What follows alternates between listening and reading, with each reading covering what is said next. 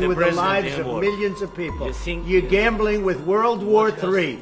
You're gambling with World War III. And what you're doing is very disrespectful to the country, this country. It's back to you. Far more than a lot of people said they should have. Have you said thank you once? A lot of times. No, in this Even entire meeting, today. have you said thank Even you? today. You went to Pennsylvania and campaigned for the opposition in October. Offer some words of appreciation for the United States of America and the president who's trying to save your country. A diplomatic clash unlike any before.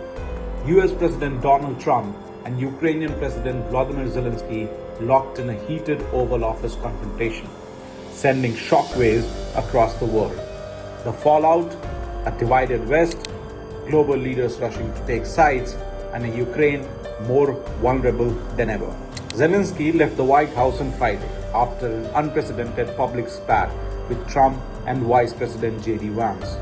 The tense exchange, witnessed by global media, laid bare the widening rift between the US and its European allies over the war in Ukraine. In the hours following the explosive meeting, Zelenskyy's social media was flooded with messages of solidarity from Europe and beyond.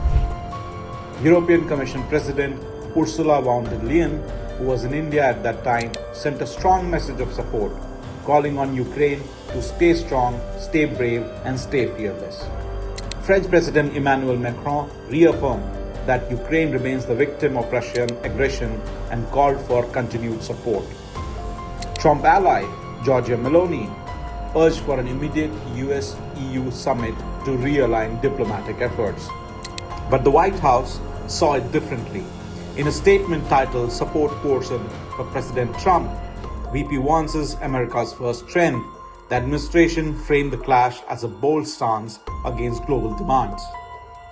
Trump cabinet and top Republican lawmakers stood firmly behind him, praising his courage in standing up for America. Secretary of State Marco Rubio and Homeland Security Secretary Kristi Noem lauded Trump's refusal to be taken advantage of. Later, Trump doubled down, saying Zelenskyy was not ready for peace if America is involved. He accused the Ukrainian leader of disrespecting the US and suggested he should return only when he is ready to negotiate. Meanwhile, Moscow was jubilant. Former Russian President Dmitry Medvedev called it a brutal dressing down for Zelenskyy, and Russian state TV called it Zelenskyy's suicide in the White House. The fallout of the Oval Office meltdown could be monumental, with European allies rallying behind Zelenskyy and Trump signaling a retreat from past commitments. Ukraine's fate hangs in a balance. One thing is clear, Ukraine now faces an uphill battle, both on the battlefield and in Washington.